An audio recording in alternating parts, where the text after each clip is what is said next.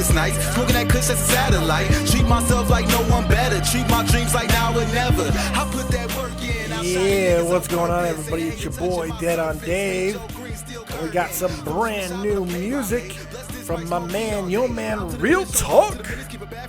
Pardon my confidence. One of his latest songs, and it's awesome. His video's up. You guys got to check it out. Once again, thank you very much for letting me use that as intro music for Dead on Dave Productions. We are back with little touch 'em all action. Been gone for a couple weeks. It's our return show, and I'm joined by my good buddy, my pitching coach, the mountain of man, the abstract of muscle, that beautiful hunk of gorgeous man meat, Jeff the Huff Huffman. How is your shin? It's doing good. It's doing good. I was able to get a little workout in. Had to improvise a little bit, but it wasn't leg day. Couldn't do. It wasn't. I love that. It wasn't a leg day anyway. Yeah. Okay. For those of you who don't know, here's Huffman's shin. It's disgusting. Which one? Well, I can't see. Which one are you You can't popping? see it. It's the bloody stump one. The Snapchat one. Yeah. Failed box jump. And there's this disgusting bloody hole. I wanted to stick a finger in it, but he won't do it. So. Yeah, well, I can't really do that now because it is closing up. Well, that's good. Yeah, I don't think I actually like stabbed it, like cut into it. I think I just more of like kind of like sliced it. It's a flesh wound. Yeah, basically. 'Tis but a scratch. Yeah, that's right. So I'm But glad it's not green, so that's good. It's not gangrenous either. So yet, No. don't lose your leg. That would be unfortunately. Yesterday, I don't know if you caught Dead on Dave live, but I went on this whole tirade about how you were going to lose your leg and become Oscar Pistorius. So I'll lose my leg and then murder my wife. Girlfriend, actually, Girlfriend, yeah, whatever. Yeah. Finished last in my event at the Olympics. That's right. So what's going on, partner? It's been 2 weeks and lots of baseball action. The only thing that's been keeping me going is my wonderful play of the Cubs, even though we did lose 2 or 3 to the Arizona over the weekend. Played well in those games, though, so I'm not too worried about it. So it's been a nice couple of weeks for me watching the Cubbies. How's your 2 weeks of baseball bliss been? Pretty good. Cardinals have been, they've been off and on. But I brought this up on Shot from the Point yesterday. They're like the Blackhawks. Yeah. You're never worried about them. Yeah, that's because you know they're going to be there. That's very true. You don't really worry until the postseason. I was reading an article on ESPN. Jim Bowden, the former GM, Jim Bowden, and he had an interesting trade idea for your Cardinals. He always has stupid trade ideas, but this one was kind of interesting to me. Basically, it was 1-for-1 trade, straight up, 2 guys who are going to be free agents next year anyway, and both would provide balance to the teams that they'd be traded to and from. That is Mr. Jason Hayward for Cespedes. What do Jason Hayward for Cespedes? Oh. Oh man, that is very intriguing. Isn't it? That is very intriguing. I thought so too. And his logic was it would provide more balance to each of the lineups. Yes, Hayward's a better defender, but Cespedes has a better arm. Hayward might get on base more. That's not taking anything away from Hayward's arm because no. Hayward has a can. If Hayward has a cannon, which he does, yes. What does that mean? Cespedes has. He's got one of the top 3 arms in baseball. That's what Cespedes has. That's what Cespedes has. Cespedes is a good defender too. He is, and he hits more home runs than Hayward. I just thought I just wanted to bring it up. So that's something I wanted to discuss heavily. But Hayward's got the speed, and I think he's got way more potential than Cespedes does. They're about the same age, and they're probably neither one of them are going to be with their teams next year. So I just thought it was an interesting thing to bring up quickly. That's interesting. I thought you might think it was interesting. I thought it was kind of cool. So let's start the show with a fun thing, and that is, of course, Jeff Huffman's Power Rankings of the Week. All right. So go ahead, hit us with your number 5 team. It's going to be interesting because it should be completely different than it was a couple of weeks ago. I'm sure this should I actually have 3 teams at number 5 because I couldn't decide between the 3. Cheater. You're cheating. That's okay. All right, hit me with your 3 teams at number 5. Okay, got the Los Angeles Dodgers in there because even though they've fallen off a bit, especially the last week, they're still top of the NL West. They're still playing For decent now. pace. Yeah. And I'd really enjoy it if they just continued to fall off. That'd be really nice. But you got Jock Peterson over there who's still tearing it up. He's cooled off a little bit. But he is cooling off. He's not on that 60 home run pace that Mamba thought Right. he was on. Jesus Christ. Right.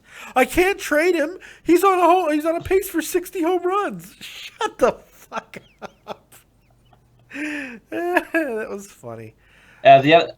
the next team I got in there are the Houston Astros, who are still atop of the AL West. They are an ever improving AL West, it seems like.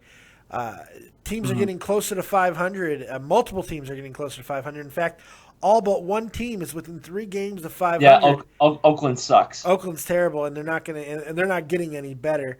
But everybody else is getting a little bit better, and a couple of these teams. Yeah, the Rangers' offense has exploded, especially after that series against the Yankees. Yeah, they've won 5 straight, and they actually are receiving a nice little boost potentially a boost to the offense when Josh Hamilton makes his season debut on Monday. He'll be batting 5th and playing left field. And that is the ideal situation for Hamilton too, playing in that ballpark, and playing the Red Sox, I believe, right? Yeah, I think so. Yeah, against rotation. That's No, the Indians. The Indians. Oh, the Indians. Yeah. Oh, okay. Well, then never mind. Never mind. Yeah.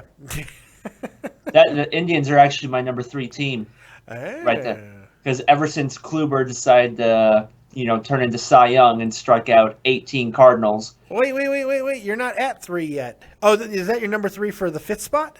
Yes. Oh, okay. Yeah. Okay, you confused me when you said number 3. Yeah, ever since Kluber struck out 18 against the Cardinals, they've been playing very, very well. Winners of 6 straight, 8-2. Yeah, they just swept the Reds, which makes me smile. Yeah, you know what? We were kind of wrong about how good the rest of the Central was going to be. Pittsburgh does not look scary at all. Neither do the Reds at this point. Pittsburgh, could be making a little bit of a push. So we'll probably get into it, and I'll tell you why in a I'm not overly concerned with Pittsburgh. For one, we played well against them all season. No, I'm still not either. But the same thing the last couple years. Yeah, I'll get into it in a little bit probably. Okay. But no, ever since Kluber struck out 18, I believe they're 8-2 in their last 10. Yeah, something like that. They are. They're 8-2 in their last 10. Yeah, and then Trevor Bauers pitched really well. And they just got Yan Gomes back too. That's a big one. That is a huge boost to that team. Their best offensive player. It's their best offensive player. And behind the plate too. Yeah. Their leader in the clubhouse, on the field, and in the offense. Very good defensively, and especially in that offense, who are just waiting to finally put up some runs, because they're going to put up runs with guys like Brantley, Santana, Kipnis, all those guys. It's interesting that Kluber is starting to get things going, and it's really not a moment too soon, because they're in the bottom third. They're in the bottom third of every major pitching category.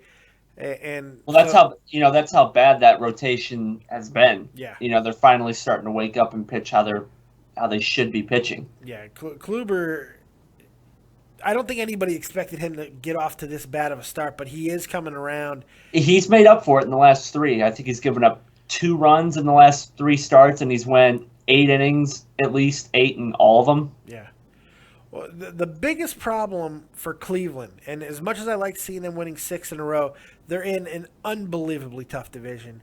Where even Detroit is starting to fall off. Minnesota is playing out of their minds.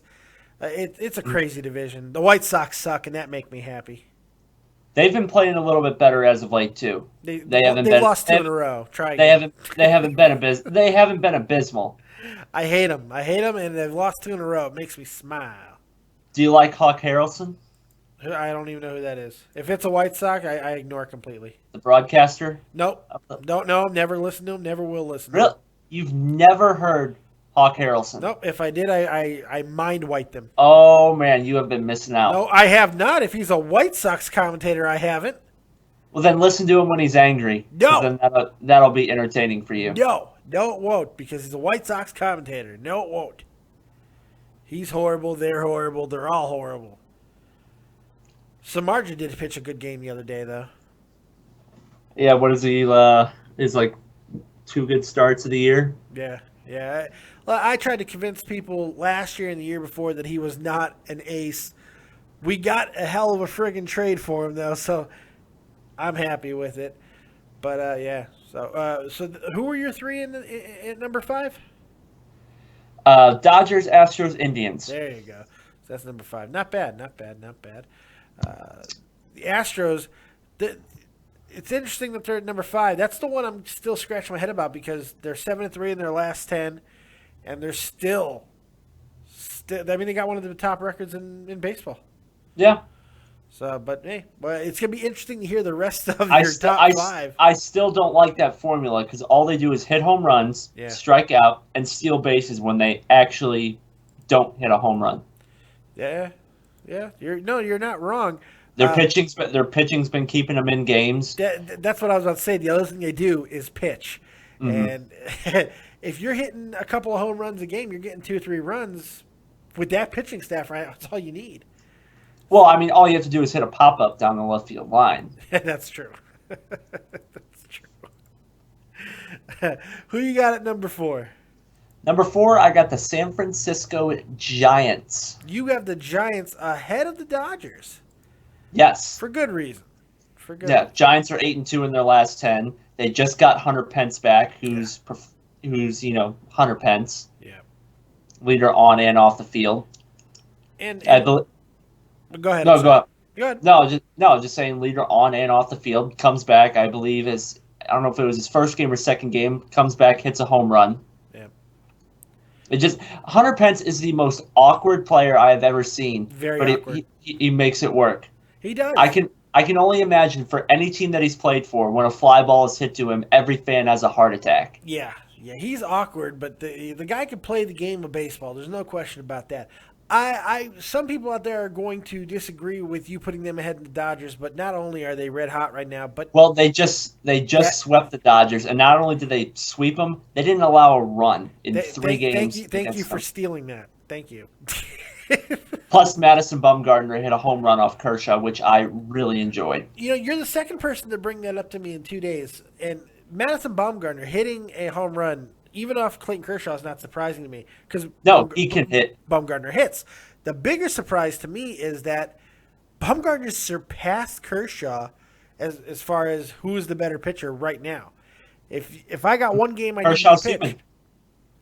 Well, obviously, if big last game of the year. No, I'm not talking about postseason. I'm postseason. I'm talking about like right now, tomorrow. If I need to throw a pitcher, it's not Kershaw, and I think it's surprising that Bumgarner has surpassed him in the way that he has. I don't think many people were expecting that, at least in the regular season. Postseason, that's a different story altogether. But this decline, or really not even decline, but the everyday regularism of Kershaw has continued, and it's quite shocking. You know what's been a big help for the Giants? The fact that Tim Lincecum is starting to look like the Tim Lincecum of a couple years ago. See, I agree with you that he's playing well, but he is not the Tim Lincecum of a couple years ago.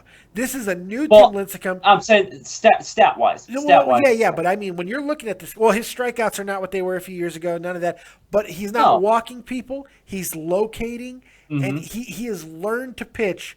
It looks like he's finally accepted the fact that he's not the same guy he was a couple years ago. Exactly. He's learned to pitch with about a 4 to 5 mile an hour velocity drop, which is something he has not been able to do over the last couple of years. He is really starting to harness that. I bet he had a conversation with Greg Maddux.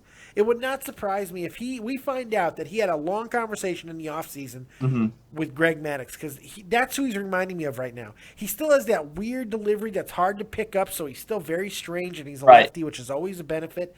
But the fact he's not a lefty. I thought he is a lefty. Lincecum? No. Yeah, who am I thinking of? Bumgarner? Maybe. Bumgarner's a lefty. Oh, Baumgartner's a lefty. Okay, Yeah. well, regardless, he's weird and Yeah, awkward and short. it's a weird delivery still. Yeah, still.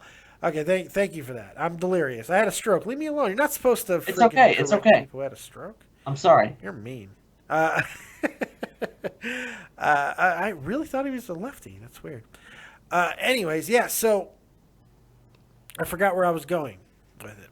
Oh, well. Lincecum talking to Greg Maddux. Yeah, Lincecum has learned how to pitch. There it is. Yeah, There you go. He's not just out throwing people anymore. He's learned how to pitch. Giants did designate Casey McGee for assignment because he's been terrible. You know why I got confused about Lincecum? Why? He bats left. What's that? You cut it. Cut it. He bats left-handed. Yes. Yes, he does. That's why I got confused. Yeah. Because I watched him hit the other day. He was batting left, and for some reason it stuck with me. The other thing about him, he's only 30 still. He's still young. Still young. Casey McGee, he got designated for assignment. Yeah, it looks like they're going to have to find a new replacement for the Panda. Yeah. Over there. Because Yeah, that experiment that fell flat on its face. Didn't work out.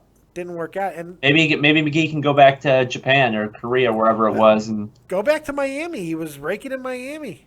I mean, not that. Yeah, long why ago. not? I mean, Miami's stupid enough; they'll probably do it. Yeah, I mean, hell, he was not terrible in Miami all that long ago. He was actually very good in Miami last year. Yes, he was. He hit 287 down there. Comeback player of the year, I believe. Yep, 76 RBI. He had a nice little season. Yeah. Nice little season. Then, before that, he was in Japan. He was big in Japan. So that's good for him. Yeah, it's going to be interesting to see what the Giants do in that absence. I think we're going to have a very active trade deadline this year. I do too. It should be very, very interesting. Well, there's teams that have outperformed where people thought they were going to be. We'll get into that in a minute. But I think it's going to be a very active trade deadline. So that was the Giants at 4. Yes. Any last thoughts on the Giants? Every year it seems like people count the Giants out, and with the Dodgers not running away with the division, they got that mindset again. Why not us? And that could be scary down the road. It's just weird because usually it's not the odd years; it's the even years that they play well. And this was supposed to be a bad year because they were good last year, and plenty of time still, plenty of time. But if there's one team that looks like that they can continue this success, it would be the Giants because they've been there before. And they get a good bat in the middle of the lineup. Someone to replace Panda and now McGee at third. Watch out.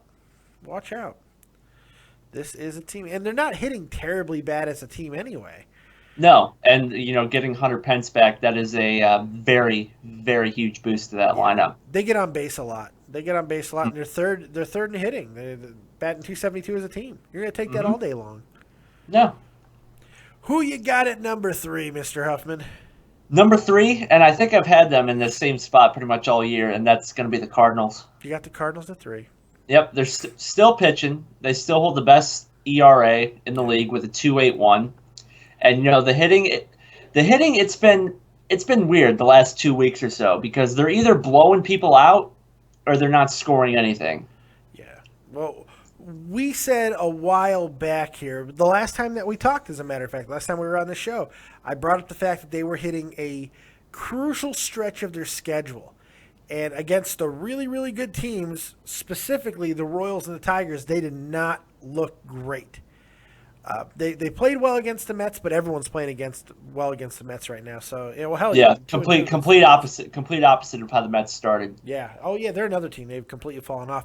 I have a little cause for concern for the Cardinals. Just a tiny bit. For one, how well the Cubs have played recently. But I don't know. It's just something worries me. I can't really put my finger on it. Something worries everybody about the Cardinals every year. Yeah, well, I'm looking for it more because I'm a Cub fan. But right, we're talking about a team that last time we also talked, they were top 3 or 4 or 5 in every pitching category. Now they've slipped to the bottom part of the top third. The batting average against has gone up. WHIP has gone up. Now they were unhittable for like the first month. They're not going to keep that up all year. Well, I think the biggest thing is the loss of Wainwright is starting to take a toll. Jaime Garcia came back in his first start against the Mets, and he looked pretty good. Yeah, he looked pretty good. I still don't expect him to hold up, and yeah, it was against the Mets, who their lineup is questionably a major league lineup. Yeah. But, at the end of the day, it's still the Cardinals. Even 4-6 in their last 10, they still have a plus-minus of plus 55. This is a team that you really shouldn't worry about. They've become mortal on the road. They're still really tough to beat at home. Well, if you can play 500 on the road and do what you're supposed to do at home, you'll take that. True. Any day of the week. It'll just be interesting to see how it goes as they continue a tough stretch of their schedule, and the Cubs, more importantly, get into another easy patch of their schedule. So, can the Cubs catch the Cardinals? That's going to be supposedly easy patch. They lost 2 or 3 to the Diamondbacks. Well, yeah, the Diamondbacks, but the Diamondbacks have played a lot better as of late. They're moving up in that division themselves. In fact, they're 1 game under 500, 6-4 in their last 10. The Diamondbacks are not bitches. Goldschmidt. We didn't have a problem with the Diamondbacks. We had a problem with fucking Paul Goldschmidt. Okay, that guy killed us. Single-handedly won a game. Killed us. We need bullpen help. Cubs need bullpen help bad. Yeah, they got rid of Phil Koch and. Talking about signing Soriano. Yeah, I heard about that. I also heard the Marlins were thinking about doing that, but you never know what the Marlins are going to do. Marlins are we do. We know the one thing, that's compete. Because they're not competing. They're terrible. Yes, they are, and it's pretty funny. It is pretty funny, isn't it? Who is your number 2 team, good sir? My number 2 team are the Kansas City Royals. Really?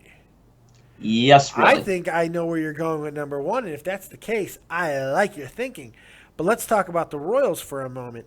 The Royals have started to separate themselves in that division. Best record in the AL. They're starting to pull away a little bit. The bullpen is still ridiculous. It's just not fair. They have a lead after 6 innings. Game's over. Yeah. Just like last year. They're still getting on base like they did last year, and it's still, again, we talked about this a couple weeks ago, they've added the element of power to that lineup. Yes, they have. Hosmer and Moustakas have been night and day better than they were last year. Yep. And Moustakas last year got demoted last year because he was hitting like 150 or 170 or something. I think he's hitting around 300 or so. He's been really good lately. And Kendrys Morales. Oh, God. Kendrys Morales single-handedly beat the Cardinals the other day. Now, I know the Cardinals didn't score a run, but he drove in all 5 runs. Yeah. With a 3-run bomb and a 2-run bomb. And I believe he's leading the league, the American League in RBI, with 37? Yeah, he's got 37. Yeah. And I forget what the deal was, but I know it wasn't a whole lot in the offseason, this is going to potentially turn out. It's turned out to be an absolute steal. Yeah, he's the bargain of the year. There's no question. And you should feel good because that's a guy who had a serious leg injury as well. His was more funny though. Yeah, well, his probably hurt a lot more. Yeah. Well, yeah, it did. Well, the incident happened. I'm not sure. It's interesting about Kansas City, man. In batting, and no one would expect to hear this stat, but they're top 3 in every major statistic. Top 3 in runs. They're number 1 in batting average, 2 in slugging percentage, 3rd in on-base percentage. That's unbelievable. And their pitching staff is the exact same. Top 5. Chris Young. Yeah. Chris Young. 6'9", he doesn't even throw 90, and he's been next to unhittable this year. Yeah, and Volquez has been really good for them as well. This is a really good team in probably the best division in baseball. Definitely with the top 3 teams in any division. You will stack the Twins, Kansas City, and Detroit against any other division's top 3, and you're going to win every time. It's a tough division, and they're continuing. I mean, Cleveland's good too. Cleveland's 8-2 in their last 10. We've already talked about them. It's a good division, and you tried to champion the White Sox, and it made me sick. But that's okay. Made me sick, but it's all right. It's okay. It's okay. I'm sure you're enjoying them. In the bottom of that division. Very much, I am. You know why the White Sox are going to continue to suck? Because they got a minus 41 and plus-minus in point differential. That's why they're going to continue to suck. Yeah, their pitching is still terrible. Not very good. No, they're not. No, they're not. So Kansas City at 2. So that means there really is only one team you can be putting at number 1. And who would have thought this? Well, yeah, the New York Yankees. Yeah, that's right. I couldn't even say that with a straight face. The New York Yankees.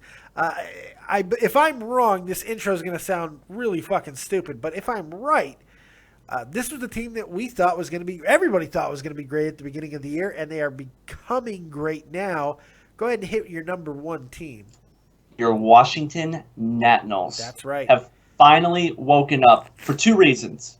One, the obvious one being Bryce Harper is looking like the guy that everybody thought he would be. Bryce Harper's the best player in baseball right now. Period. Yeah. Period. Yeah. This year, his approach to the plate this year is, it's working for him. He's hitting .333. He's already beat his home run total from last year. Yeah. He's got 16 home runs, and that's with 11 home runs in May alone. Yeah.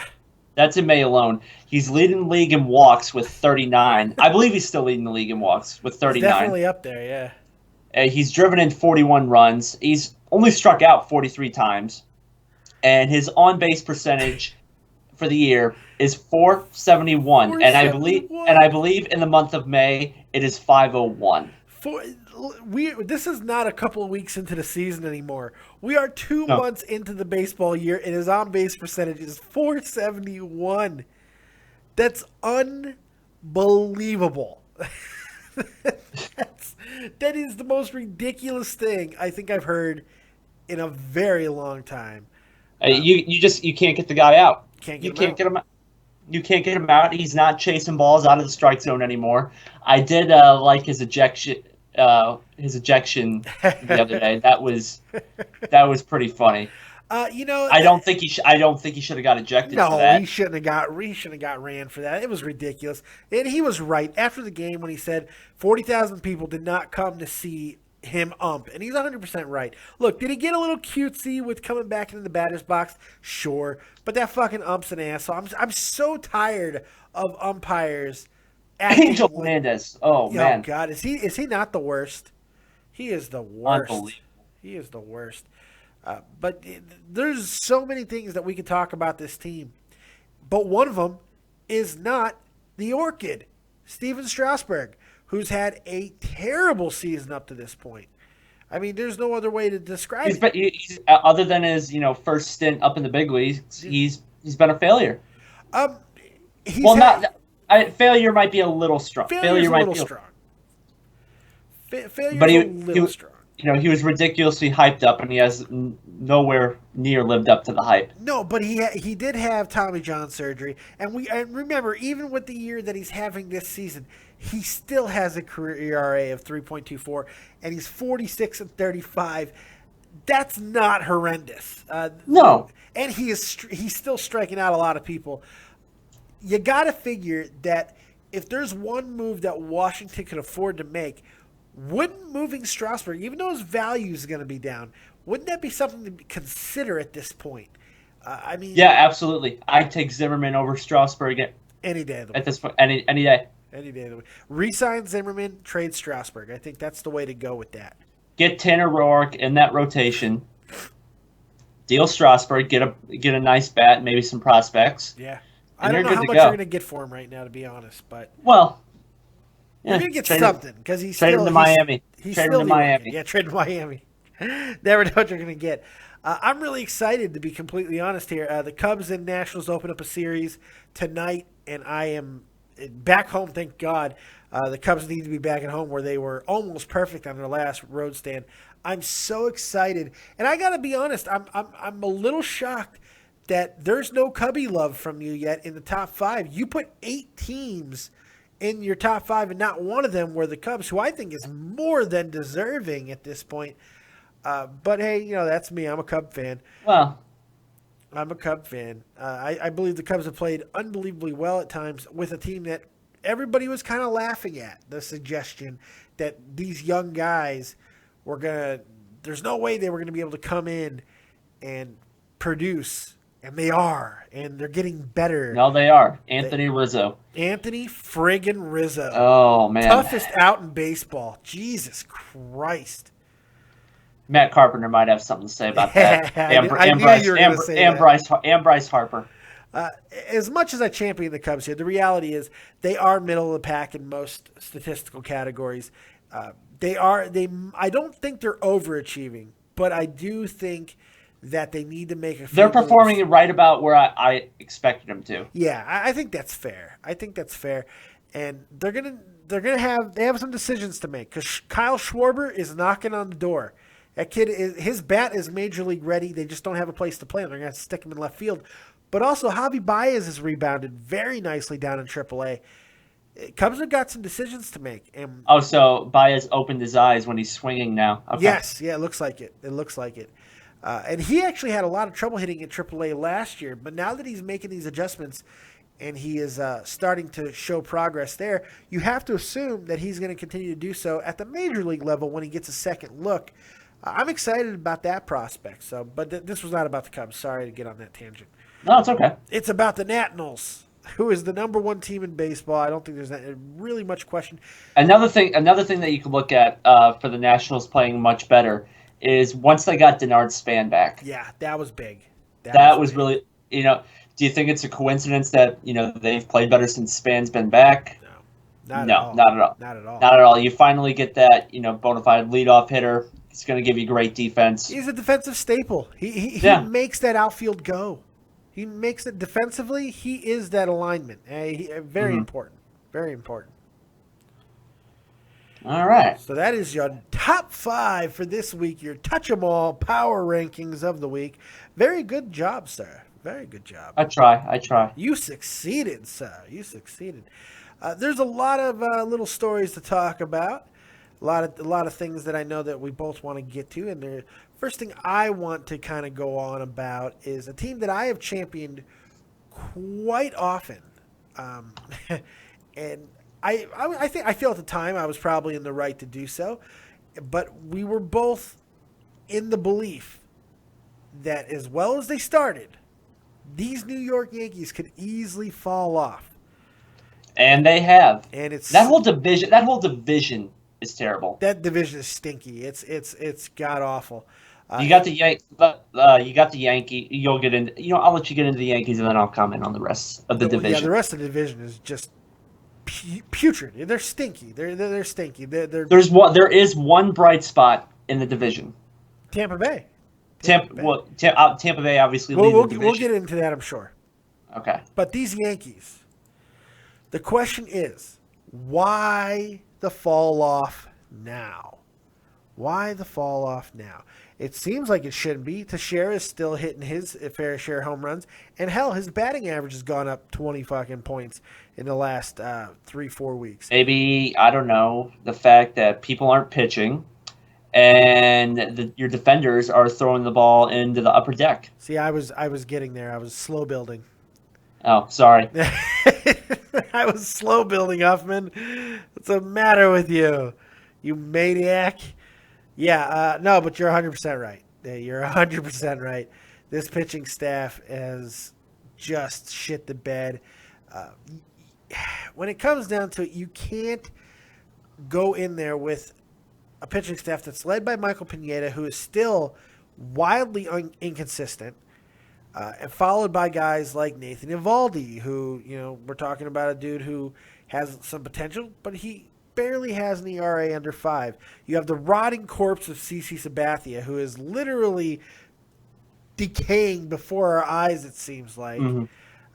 This team is just simply not it's not a winning team. They're not pitching, and one thing they did have going for them coming into this year was the fact that everywhere you looked around the diamond, you had Gold Glove winners. Yeah. Yep. And they are playing like the exact opposite of that. They are. This is a team that cannot seem to keep fucking put A-Rod at third. Fuck it. Can't get much worse. Yeah. Can't get much worse. Even though third base is not really a problem defensively. It's a team that they were over. I think this is the safest thing we can say about the Yankees. They overperformed at the beginning of the year. They rode the really surprising start by A-Rod, and they kind of went with it, but now it's all starting to fall apart. Yeah. And I think it's going to get a hell of a lot worse. A-Rod, his blistering pace has slowed down a little bit. I mean, he's got 10 home runs on a year, which I think a lot of people weren't even expecting to hit that all season. But he's not doing it with anyone on base. He's only got 23 RBI. He only hits 255. His on-base percentage is 355, which is not terrible, but you certainly want a little bit better. I think at this point, A-Rod being 40, I think you'll take that. No, you're right. You're right. But the way he was playing a couple weeks ago compared to where he is now, I think it kind of all fits into the struggles of the Yankees. This team is playing back to where we thought they were going to be. They are who they thought they were. Exactly. They are who we thought they were. That's right. That's right. And it's, you know what? I'm a little sad to see it. Is that weird? I'm a little sad to see this. I'm not a Yankee fan. But for some reason, I'm not a Yankee fan, but I don't hate them. Yeah, I was enjoying them playing well. I think baseball's better when the Yankees, Cardinals, Cubs, Red Sox are good. I think baseball's just better. Or at least on the same level. Yeah. It's nice to see. And seeing the Yankees go 1-9 in their last 10 has been tough to watch. The question becomes, if they continue this, I have a feeling they're going to end the year 4th or 5th in that division. If that happens, is Girardi out of a job? That's the question. I don't know. Because you got to figure, if this is the last year for all these veterans on the same team, which you got to assume that Sabathia might not be back next year, Teixeira might not be back next year. A bunch of these older guys, they're going to have to start doing something with them. If that's the case, why not move the manager as well? They didn't make the playoffs last year. You could have Girardi go back to Miami because they obviously don't have a manager. That's right. They got a GM. They got a general manager. That's all they have. That's a joke. So yeah, that's my big story of the last couple of weeks has been the fall. It's like my stroke affected them. Yeah, it's unbelievable. The whole Yankees organization had a stroke along with you. It's crazy. It's absolutely crazy. I know you had some stuff you want to get into. Let's start diving into your stories. Okay. Well, the first thing I wanted to get into, I wanted to talk about the Pittsburgh Pirates and how. Oh wait, hold on 1 second. I forgot something. Okay. Yeah, I forgot something. I forgot something about the Yankees. This wasn't about you having to pee at all and me pausing the program. That didn't happen. Right. Not at all. I had one more thing about the Yankees. And I'm stealing this directly from ESPN, but it's not stealing, it's borrowing because I'm citing my source, which is what every responsible... you're stealing from ESPN, so LeBron was in the locker room. That's right. LeBron James was helping out in the bullpen. That's right. He was warming up in the bullpen. No, the thing I'm stealing from ESPN is this really cool little stat line, just the difference between April and May for the Yankees. In April, they were 13-9. In May, they're 9-13.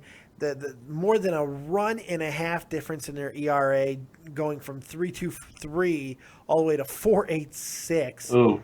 And the opponents are batting nearly 40 friggin' points more than they were in April. Geez. This all just leads to a team breakdown. And you know what? If it continues this route, I think I just answered my own question when it came to Girardi. I do feel he'll be out of a job. So I know you had some stories, so let's go ahead and hit on them. Take it away, Huffman. Okay. The big thing, one of the things I wanted to get into about the Pittsburgh Pirates that we mentioned earlier. Oh, that's right. And we've been talking about this the last couple of years. This team is completely carried by Andrew McCutchen. Yes. And coming into the last 2 weeks or so. He is nowhere near lived up to what he's supposed to be doing. No. Well, that's changed a little bit the last 2 weeks, especially the last 10 games. He's got his batting average up over 250. He's hitting 371 in his last 10. He's finally hitting home runs. He's hit 4 home runs in the last 10. Driven in 10 runs. He's got 6 walks, and he's been starting to steal some bases. He's only got 2 on the year, but at least he's starting to move, and it finally looks like his knee, I believe it was the big thing. Yeah. It looks like that's starting to heal up, and he's finally performing at the Andrew McCutchen level. He's and looking maybe like that MVP again, yeah. Yeah, maybe he's gotten used to playing without the dreads. Maybe. No, I think you touched on it. I think it was the knee. I think his knee was bugging him, especially the big stat there was the fact that he had no stolen bases up till very recently. And he's still playing Gold Glove defense. Yeah, he does. He playing in that park too with the defense that they have with those three friggin' stud outfielders. That they have three center fielders. They do. They really do. Up until this year, you're right. They have had to rely on nothing but McCutchen. But I think last year they had Russell Martin. They did have Russell Martin. That's true. But this year, I think one guy that you can point to and be happy with how he stepped up in McCutchen's kind of struggles is Starling Marte. Starling Marte he's not having a world-beating season by any stretch, but he's batting a nice little 278. He's not getting on base as much as you'd like to see, but he's got 9 home runs and 30 RBI. Yeah, he's got some pop. He's hitting the ball out of the ballpark, and he's ridiculously fast too. Yeah. Maybe faster than McCutchen. Oh, go ahead. I'm sorry. So he's faster than McCutchen. Yeah, he is. He is. As a team, they're not doing anything to help McCutchen out, though. Other people have got to step up in his wake, and the fact is they're in the bottom third of every major batting statistic. Their pitching staff has kept them somewhat in this race. They're only 6.5 out. AJ Burnett. AJ Burnett's been awesome. He has done this same thing the last 3 seasons at the first half of the year. AJ Burnett, the first half of the last 3 years, he has done this exact same thing. But he's old as fuck. And he is. He's old, and he breaks down towards the end of the season. We'll see if that trend's going to continue. All right. Yeah. What else you got? Little couple stats I got here, and this is a Cardinal thing. Of course. How ridiculous Michael Wacha has been. Yeah. Cardinals have won all 9 starts that he's pitched in this year. They have won all 9. He is 7-0 with a 1.87 ERA. Opponents are only hitting .214 against him, and he's got a 1.04 WHIP. He's given up 14 runs all season, and only 12 of them are earned. He's a Cy Young favorite right now. Right now, everybody's been talking about Greinke, and rightfully so. But look at Michael Wacha. Yeah. You have no choice. He's not striking out 10 batters a game. And that's the sexy stat is the strikeouts. You know that, but yeah, but he's I don't know. He's kind of looking like a younger Adam Wainwright. He is. And you know what? I really like Michael Wacha. I think he's an amazingly talented pitcher. Plus, you can have so much fun with his name too. Yeah, Wacha. That's right. You can have what's the Bear's name?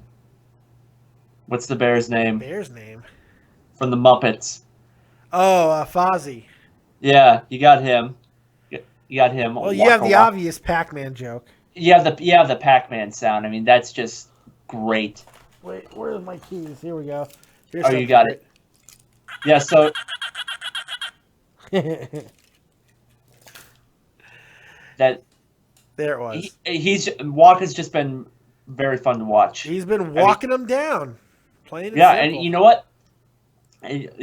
This could... he's only given up or induced 2 double plays all season. Oh, wow. I mean, part of that could be that he's not letting people on base, too. Yeah. But, when he is getting in jams, he's getting the outs when he needs to. Yeah. Yeah, I mean, that's what it comes down to. The guy is just – he's pitching out of his mind right now. I think you're going to – batting .214 against, having that type of batting average against is quite impressive. I mean, he's got a – oh, my God. This is crazy. Some of the stats – I'm looking at all of his stats. They're just sickening. They're just sickening. Pitches per start, he's under 100 pitches per start, so that means his friggin' arm is getting saved. He's not walking. He's walked, 14 people all season. This is crazy. 14 walks to 35 strikeouts. That's a good ratio. You'll take it any day of the week. Michael Wacha might be the actual – right now, he's probably the early season Cy Young. Yeah, well, I mean, again, you got to put Greinke in that discussion. And Shelby Miller. Yeah, look, that trade is not looking very good for you guys. I know that you still – Well, I think it's going to work out both ways, evenly. Really? Evenly? Yeah, I mean, Hayward's, he's starting to pick it up a little bit. He hasn't played the last 2 games. I got to look up his stats because I've been reading nothing but disappointment. I got to see exactly what he's doing. I think in April he hit around 217 or something, and in May he was hitting around 270. That was a couple days ago. All right, this is what you're getting. This is what you're getting. Your 2015 Jason Hayward numbers. After I read these stats out, then you can make your own determination. Okay. He's hitting 238. 4 home runs, 12 RBI, and an on-base percentage of .293. They are losing this trade right now. Shelby Miller is looking like the real friggin' deal, bud. Well, I mean, Hayward was terrible in April. Yeah. I mean, he was flat out brutal in April. Like I said, I think he hit around 217 in April. He's hitting around at 260, 265 in May, if my math comes out right there. Yeah, that's not great either, though.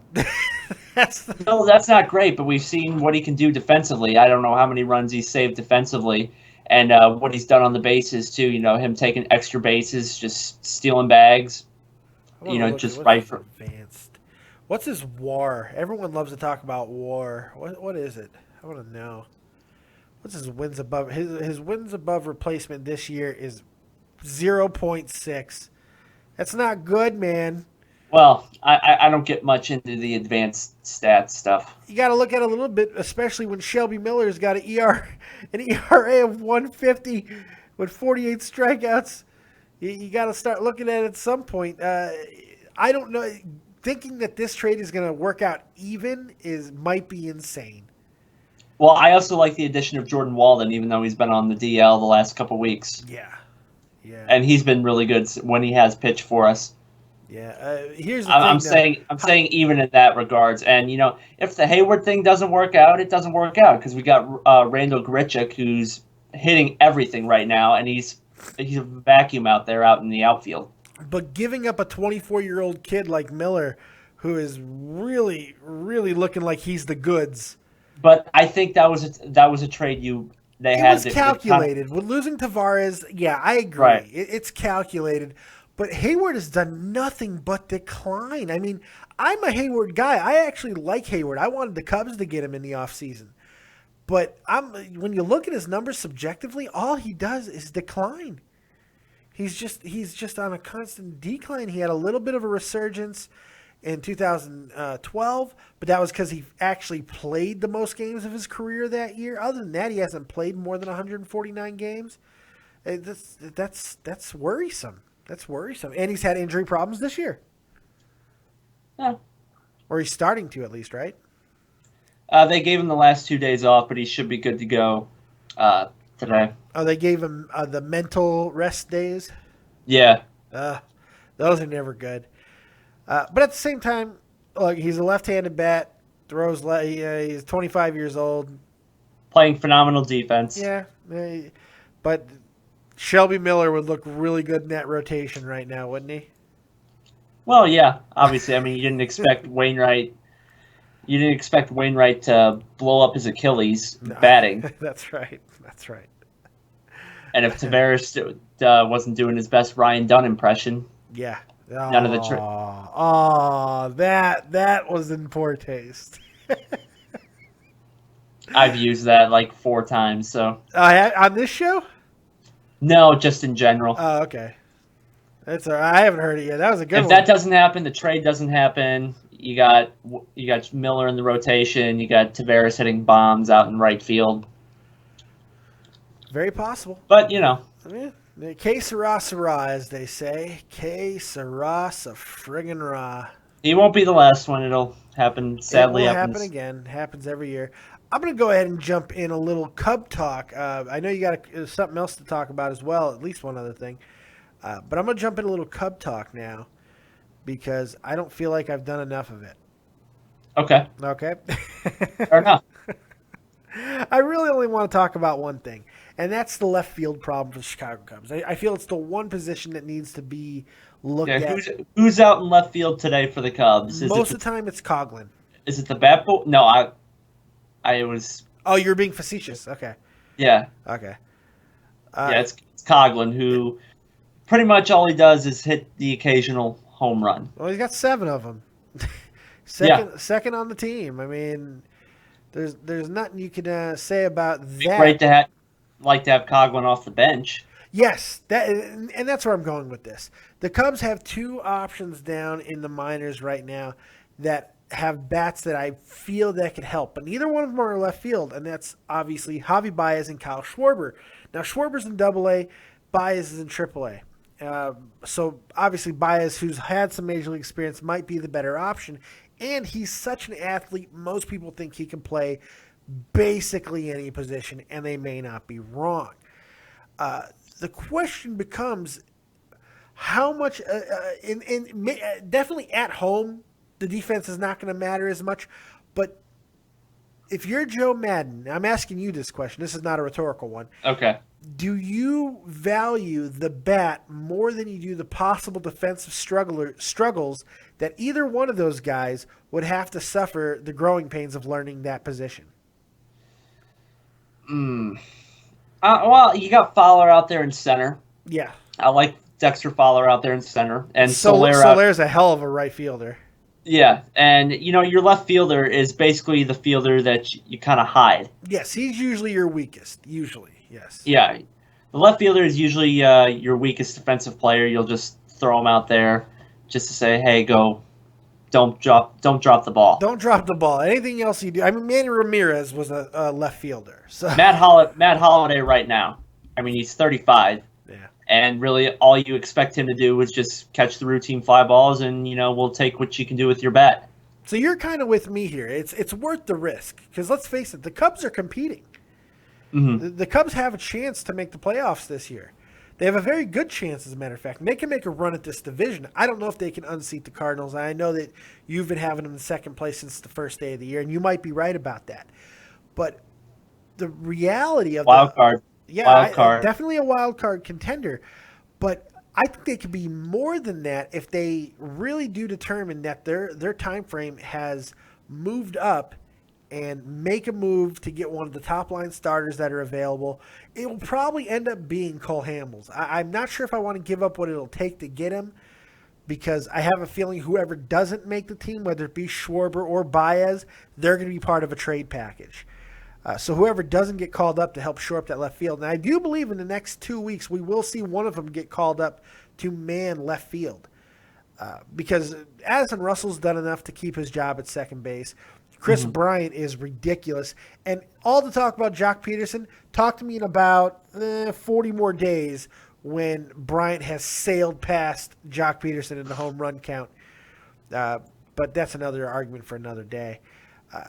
The other debate, and this is something I wanted to ask you about, and because you do know a lot about the Cubs because they're in the division, so you know a lot about them. A lot of people are calling for the trade of Starlin Castro and keeping both Baez and Schwarber, having Baez come in and play short or second, or switching with Addison Russell possibly, and whatever, and altering the lineup in that way.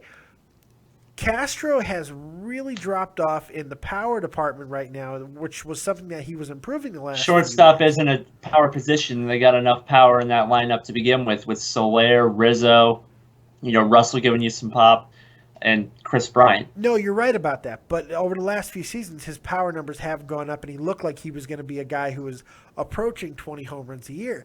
And I would agree with you, it wouldn't be a big deal if he was hitting well in other departments. But his on-base percentage is right at 3, right at 300. And that's not going to get the job done, especially when most days they have him batting cleanup. That makes no sense to me. Why Castro is hitting cleanup? Yeah, I don't get that. What?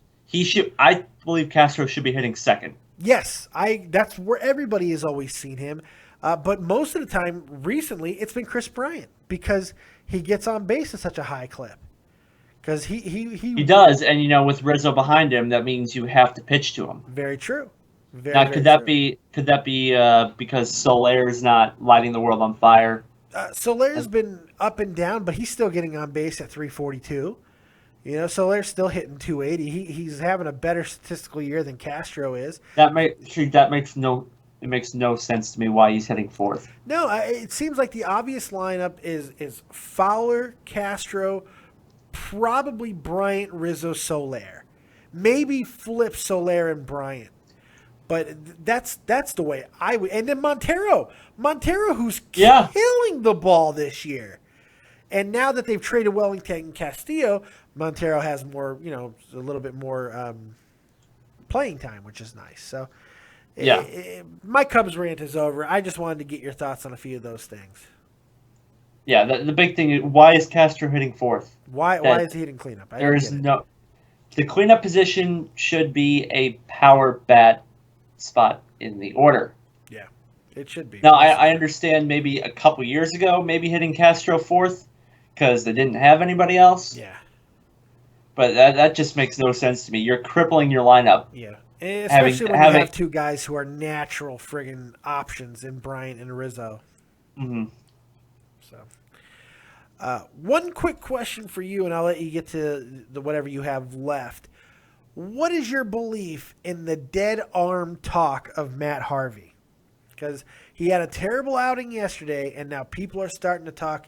He's got dead arm. I mean, and this is not people outside. It's one start, people. It is, but here's the problem. It's not people outside the organization. It's his manager, Terry Collins, who sees him every day.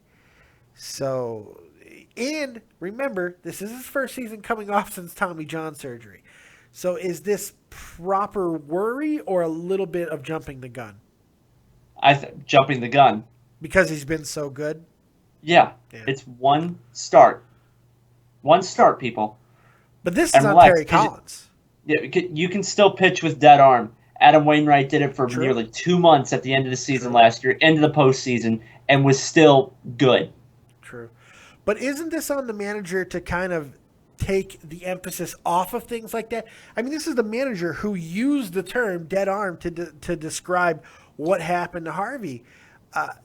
Isn't that kind of stupid? I mean, that doesn't seem like a very smart thing to do for a manager. Yeah, let's not give the other team credit for absolutely lighting him up. Let's not do that. Sometimes your stuff isn't that good. I mean, they got beaten up by the Pirates. It happens. He lasted 4 innings. He got the shit kicked out of him. It happens. Don't start putting dead arm out there when you're talking about a guy who's coming off of Tommy John. Right. It just makes no sense in the world. Nothing. No sense. But that's my mini rant. Mini rant over. What else you got, Mr. Huffman? Oh, just the laughing stock that is the Miami Marlins. Isn't it great? Isn't it great? I mean, it really is. It's delicious. It really is. They had a fire sale after they somehow won the World Series in '97. Did it again in 2001. 2003. After 2003, it happened again. And then with the new stupid ballpark, they bring in guys you hate that ballpark. I do. You hate it. Oh, my God. Anyway, they bring it. 2012, got the new ballpark. They bring in guys like Jose Reyes, Mark Burley, Heath Bell. Who am I forgetting? Oh, it was ridiculous. Those are the three off the top of my head. Burley, Reyes, Burley, Bell. And they ended up trading Hanley Ramirez later in the season because they were so bad. Yeah, well, he wanted out of there too. Yeah, and that turned out pretty well for him. Is Hanley Ramirez ever happy? It never seems like he is. No. Never seems like he is. He's probably not happy now, considering the Red Sox can't do anything. Yeah. But just how big of a mess are the Marlins? That's the real question. Look. Yeah, they fire Mike Redmond, who last year, his first year with the Marlins in 2013, I believe, after the 1 year of Ozzie Guillen. Yeah. Another great move. Yeah, they're still paying him this year, by the way. Yeah, they are. Guillen. They are. Yeah. Redmond, he comes in 2013. team's abysmal. He had nothing to work with other than Stanton. Yeah. 2014, they improved by 15 games and probably could have made a wild card run if Jose Fernandez didn't die. And maybe if Stanton wouldn't have missed the last month if and a half because his face got imploded. Right. They have those two guys in that lineup. I think it's a pretty safe bet that the Marlins are in a wild card spot. Yeah. Yes or no? Oh, yeah, I think absolutely. I think it's absolutely. They're at least knocking on the door. And then, here we go again. This year they come in with big expectations, and with the Nationals getting off to that horrible start, you think the Marlins might be able to take this if they can if they can stay with the Nationals and the Mets, who at the time were on fire. If they could stay with them till Jose Fernandez comes back, they got a real shot at this because Stanton's still being Stanton.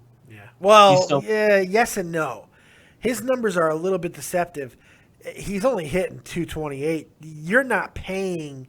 I don't care how many fucking home runs he hits. You're not paying a man $350 million to hit 228. That's true. No, that's but true. He is only a career 268 hitter, so that's true. You're expecting him to hit 40 home runs and not have the highest of averages. Yes, but 228 is definitely unacceptable for that. And he plays really good defense too. He does. That he does. He's a big kid.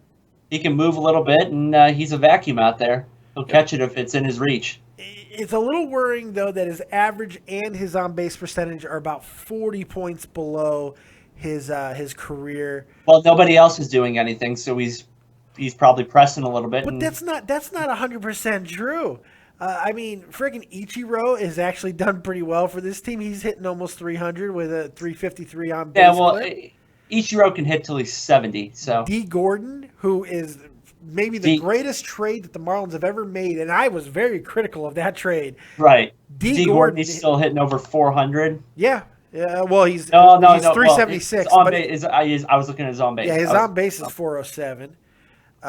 You got a whole bunch of guys here. This who I picked up in fantasy, the Hechavarria. Adeiny Echeverria. See, this is why I have you here. That's why you're so important. This is a team. Ozuna, Prado. These guys are hitting. They're hitting. Yeah. They're hitting. It's. I don't know where the big problem is. Where it's not showing up on the scoreboard, but you know what it is? I can tell you exactly where it is. I just figured this out. It's clutch hitting. They're not hitting with runners in scoring position. There you go. Also, not having a manager that doesn't help. Doesn't help. Let's bring in a guy who has never managed a game before at any level. Didn't play in the major leagues. And I don't understand the Redmond firing, other than the fact that it's the Marlins and you never know what they're going to do. They were 6 games under 500 when they fired him. Yeah. 6 games. Were they underperforming? Absolutely. They definitely hit the ejector seat too early. But, if you look at, they lost 4 of those games because Cishek blew 4 saves. If he doesn't blow those 4 saves, at the time they were 16 and 22, I believe. Yeah. 16 and 22. He doesn't blow those 4 games, you're looking at a 20 and 18 team rather than 16 and 22. It gives you a completely different outlook. Completely different outlook. But they've completely gone off the rails. But it's the Marlins, and the thing that made me laugh the most was what's the guy's name? Oh my God, what's the Marlins guy's name in the front office? The black guy. It's slipping my mind. Oh Christ. I'm going to know it when I hear it. I forgot his name, too. But anyway, the funniest thing came out of his mouth when he said, we wanted to bring in a guy who knows our players. And Dan Jennings came in 2002, I believe. Yeah. He's been a part of 2 fire sales. So let's bring in a guy who knows our players, that they're not performing. That is such a whole, just one big dysfunctional. It's one of the mess. worst run organizations. They're the Oilers. They're the Edmonton Oilers. They're the Cleveland Browns. Yes, they are. This is the worst run organization in baseball. One of the top 5 worst run organization in sports. And good. That ridiculously gaudy fucking false idol stadium that they built as a shrine to themselves, I hope that it buries them. I hope they become the Calgary Marlins. That's what I hope. Hashtag Calgary Marlins. Yeah, move them to put another team in Canada. Bring a team back to Montreal. Team up there. What's that? We need a Canadian team. No, we need another one. Give them two. Yeah, put one back in Montreal. Montreal Marlins. So you know what? How about the Cuban Marlins? Let's have the Cuban Marlins. The Mexican Marlins. The Mexican Marlins. That's right. I like that too. You got anything else, bud? No, I was just gonna say let's all and everybody watching, let's just all take a second and laugh at the Miami Marlins. That's right. Over under question. Here's a quick one. Over under on managers fired before the trade deadline. Managers fired before the trade deadline. We've already had two. So I'll put it at 4. I think there's a over under at 4 total, including the 2 that already happened. So I'm spotting you. So including the 2. Over under 4. Okay. Don't push, you big puss. Don't push. Don't pick 4. Oakland, possibly. Weiss in Colorado. That could be one. I think said don't go with 4, but yeah, I may be going with 4. You're gonna go with 4. Here's a question. This is one that I find interesting. Just a couple of random things. Maybe if the Red Sox continue to decay. Yeah. What about Toronto? Toronto, maybe, but Toronto never does anything. So that's but there was high expectations. They brought in a lot of people in the offseason. Yeah, well, that's more on the GM because he doesn't do anything other than this past offseason overpaying for Russell Martin. I think there's a good possibility if the Padres go on another horrible run, not only could they have a fire sale, Black could be on the hot seat. I mean, if they can't win with this lineup, I know that Will Myers got hurt and stuff, but this is a team that they might be one of the most disappointing teams in baseball. I mean, I think the one that's most likely is to happen would probably be Oakland. Yeah. Oakland Wise, I think, are probably 1 and 1A. Weiss, maybe. I don't know, because we still weren't expecting the Rockies to do much. No, but at the same time, you got to make a change eventually. And I think, you know what? If he goes, and right now the GM is saying that his job is safe, but if he goes, it'll probably coincide with them finally trading Tulowitzki. You got to figure. We've been waiting for Tulo to get traded for last 3-4 years. Like as long as we've been waiting for Hamels to get traded. It's right. Ridiculous. Another quick little story. How big of I know the A's suck, but how big of a deal is with Gray continuing? Can this guy stay healthy? Can Sonny Gray stay healthy? Jesus. I don't know, but they said the A's were looking to deal Scott Kazmir. Yeah, well, that has to happen. They're not going to pay him. Right. He's a free agent after this year, I believe. He's still relatively young, Yeah. They're not going to pay him. I think somewhere he might go, because if Houston keeps this up, they can make a push for another starter. Oh, yeah, I think Houston will be buying. I think the Cubs are going to look to Oakland again. I think there's a very good possibility Kazmir could become the Cubs' fourth starter. Yeah. That you're not going to have to give up the world to get him. He can be very manageable to pick him up. Well, yeah, because Billy Beane's going to pick up some single A guy. They might be a little vengeful against the Cubs though, because we got we'll trade him back McKinney. You can have Billy McKinney back, who is, by the way, killing it down in the minors. He's just going through that minor league system. Man, Addison Russell and Billy McKinney, that was so good. I'm so happy about that. Just, I love saying it. The A's are going to have a fire sale. I'm looking at their roster. They are going to have a friggin' fire sale. Oof. Bean came out and said that he's not going to trade Stephen Vogt. Why wouldn't you? Why wouldn't you? I like this kid. I read you got to figure Josh Reddick's going to be gone, but you got to get rid of Vogt. He's 30 years old. He's 30 years old, and his value will never be higher. He's not going to keep this up. No. He can't. He's not this good of a hitter. He's not a 306 hitter. He's a career 266 guy. He's a career 325 on base guy. He's not this guy.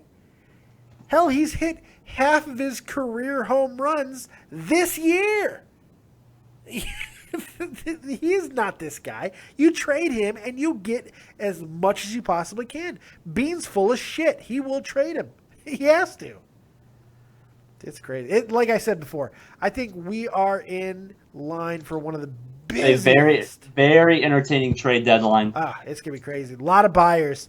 Last I question. love it. I love the second wild card. I really do. So do I. I love it. I still think that should be 2 out of 3 games. I do too. It shouldn't be one game, but oh well. I got one final question for you, and we'll wrap this up. With the trade deadline, it's still a long ways away, but we know that it's coming, and we're talking about how busy it's going to be. You have to make one move for your Cardinals. What's the move? One move for the Cardinals. You're in control. You can make one move, whatever you want. What is it? Pick up whoever I want. I mean, Cole Hamels obviously is high up there, but I think they're going to be more inclined to make a kind of a lackey deal like last year. Guy who eat up a bunch of innings. Okay. Maybe Scott Kazmir could fill that void. That wouldn't be a bad pickup. Provided that Garcia doesn't break his bones again.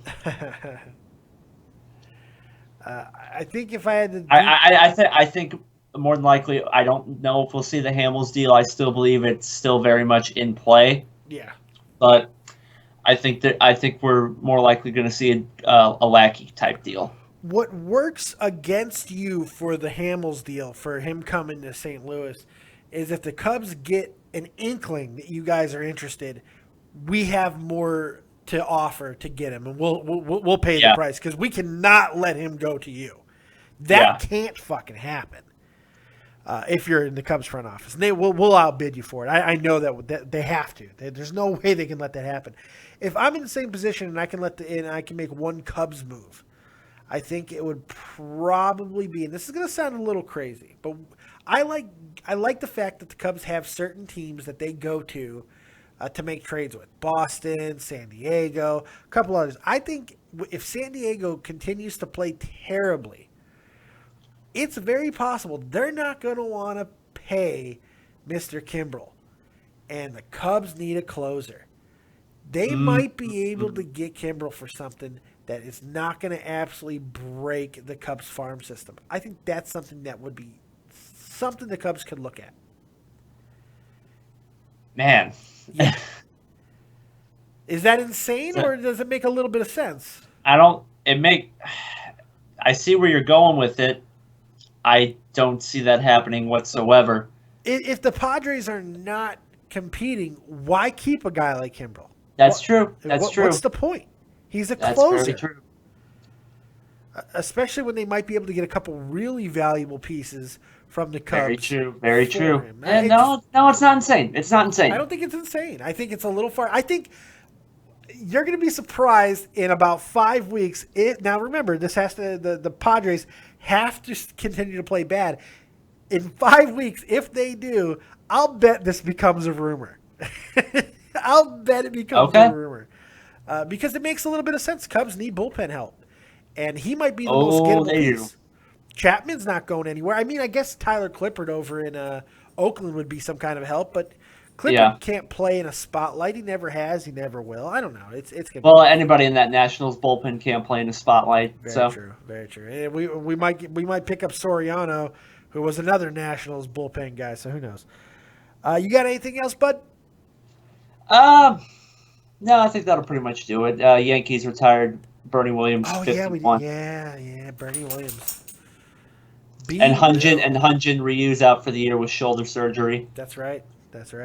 Darn, shucks.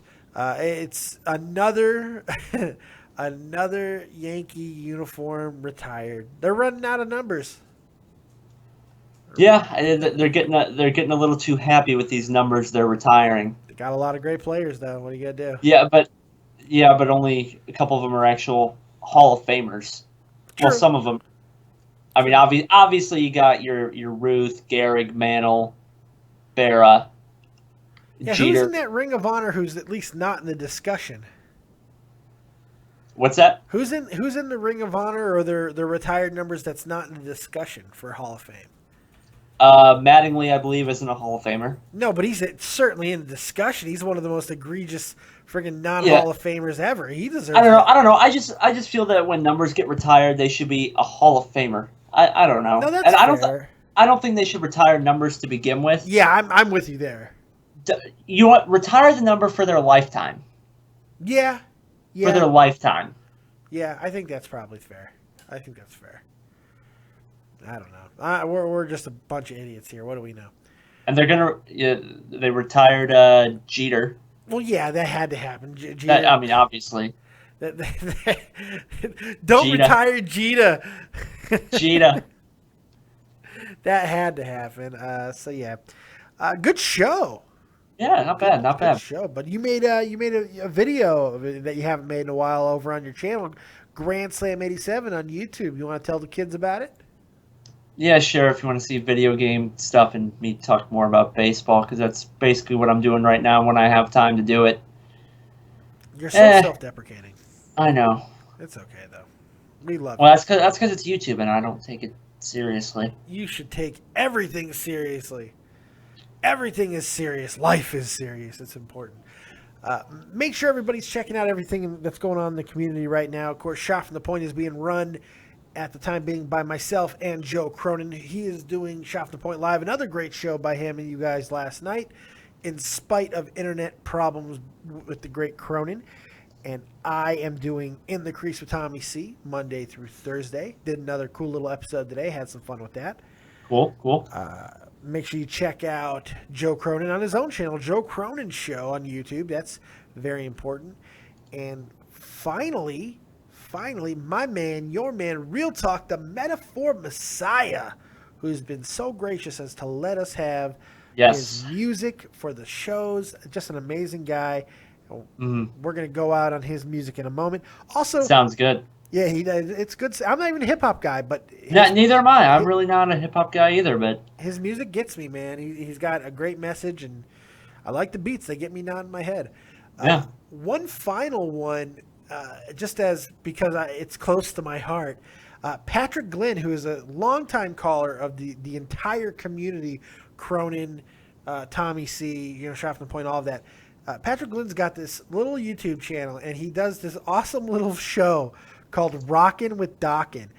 It's such a guilty pleasure because it's just Patrick Glenn, who sounds like Mickey Mouse, talking about Dockin', and it makes me so happy because I love Dockin'. Absolutely, we're the Dream Warriors. Yeah, I love Dockin', and he kills it over there. So it's pretty awesome. I have to admit. But other than that, I think it's time to say so long, farewell, auf Wiedersehen, goodbye. So for the man, the myth, the legend, Jeff Huffman, I am Dead on Dave. This is Dead on Dave Productions. You have just watched Touch 'Em All. Make sure you catch us next time, right here next Monday. And remember, kids, if you don't have talent, have talented friends. Take it away, Mr. Real Talk. Is our house in New Orleans. They call the rising sun. And it's been the ruin of many a poor boy. In God, I know I won.